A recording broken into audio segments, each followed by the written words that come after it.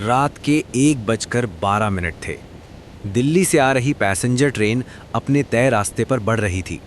Coach S4 में बैठा राहुल वर्मा खिड़की से बाहर अंधेरे को देख रहा था।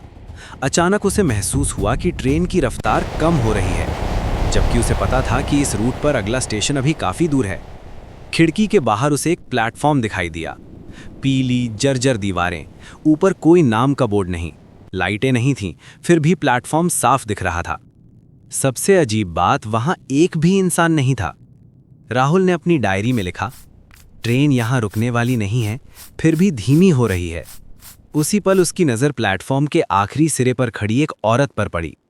सफ़ेद साड़ी, झुका हुआ सिर, चेहरा दिखाई नहीं दे रहा था। ट्रेन पूरी तरह रुकी नहीं थी, फिर भी कोच का दरवाज़ा अपने आप खुल गया। राहुल का दिमाग चिल्ला रहा था, मत उतरना, लेकिन उसके पैर उसकी बात नहीं मान रहे थे। जैसे ही वो प्लेटफॉर्म पर उतरा, ट्रेन आगे बढ़ गई। आवाज़ दूर होती चली गई और कुछ ही सेकंड में चारों तरफ ऐसा सन्नाटा छा गया जैसे दुनिया ने सांस लेना बंद कर दिया हो। उसने मोबाइल निकाला। नेटवर्क नहीं था, बैटरी लगभग पूरी थी, लेकिन स्क्रीन पर समय लिखा था 0000। टाइम आगे बढ़ ही नहीं रहा था। प्लेटफॉर्म पर लगी एक पुरानी घड़ी से टिक टिक की आवाज़ आ रही थी, लेकिन उसकी सुइयां भी जमी हुई थीं।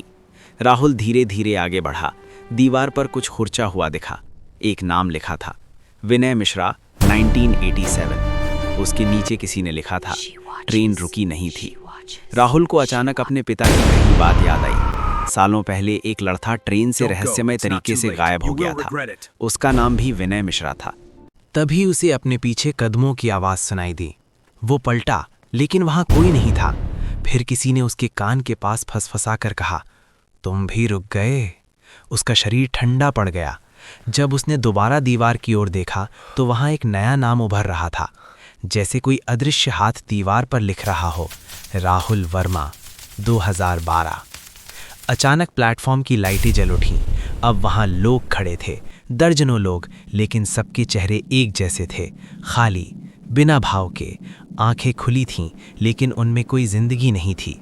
वही सफ़ेद साड़ी वाली औरत अब उसके सामने खड़ी थी। इस बार उसका चेहरा दिखा। चेहरा नहीं था, बस काला साया था, और उसी साये से आवाज़ आई, ट्रेन कभी रुकी नहीं, फिर तुम कैसे उतर गए? राहुल कुछ बोल नहीं पाया। उसी स्टेशन पर, उसी दीवार पर अब उसका नाम भी बाकी नामों की तरह स्थिर हो चुका था। अगर ट्रेन कभी रुकी ही नहीं थी, अगर वो स्टेशन अस्तित्व में ही नहीं था, तो जो लोग वहां रुक गए थे वो अब क्या बन चुके थे?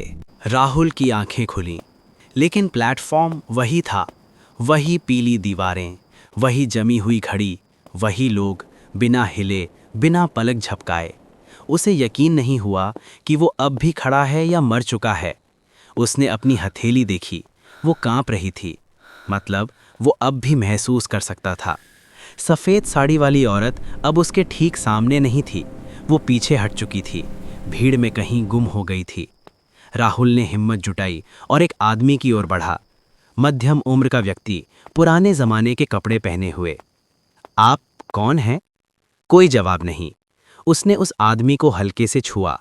उसी पल उसके दिमाग में सैकड़ों आवाज़ें गूंज उठीं, चीखें, रोना, रेल की आवाज़, और एक ही वाक्य बार बार, ट्रेन रुकी नहीं थी। राहुल पीछे हट गया। अब उसे समझ आने लगा था, ये लोग सिर्फ खड़े नहीं थे, ये लोग अटके हुए थे, समय में, जगह में, और शायद खुद में। उसे दीवार की ओर खिंचाव महसूस हुआ। वही दीवार जिस पर नाम लिखे थे, विनय मिश्रा, 1987। एक जवान लड़का खिड़की से बाहर देख रहा था, डरा हुआ, घबराया हुआ। राहुल समझ गया, वो विनय था। विनय ने भी वही देखा था, नामहीन स्टेशन, सफ़ेद साड़ी वाली औरत, खुलता दरवाज़ा, और फिर विनय उतर गया था। दृश्य टूट गया। राहुल वापस प्लेटफॉर्म पर था। अब उसे सच साफ दिख रहा था। ये स्टेशन कोई जगह नहीं था, ये एक फैसला था। जो उतर गया वो रुक गया, जो रुक गया वो कभी आगे नहीं बढ़ पाया। सफ़ेद साड़ी वाली औरत फिर सामने आई। इस बार उसकी आवाज़ में कोई डर नहीं था, बस थकान थी। हम उन्हें नहीं खींचते, उसने कहा, हम सिर्फ उन्हें दिखाते हैं। क्या?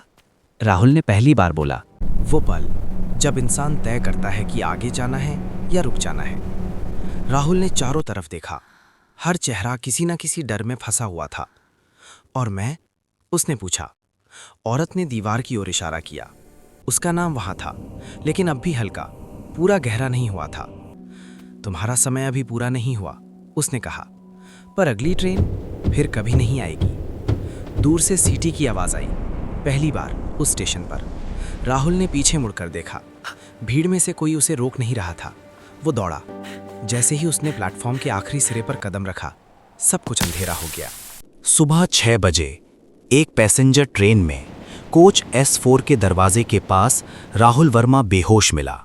रेलवे रिकॉर्ड्स के अनुसार उस ट्रेन ने रात में किसी स्टेशन पर रुकने की रिपोर्ट नहीं दी थी, लेकिन उस रात से उस नामहीन ट्रैक पर अब कोई नया नाम दीवार पर नहीं लिखा गया और सफ़ेद साड़ी वाली औरत अब वहां दिखाई नहीं देती। सवाल सिर्फ इतना है, अगर वो स्टेशन सच में मौजूद नहीं था तो राहुल वहां से वापस कैसे आया?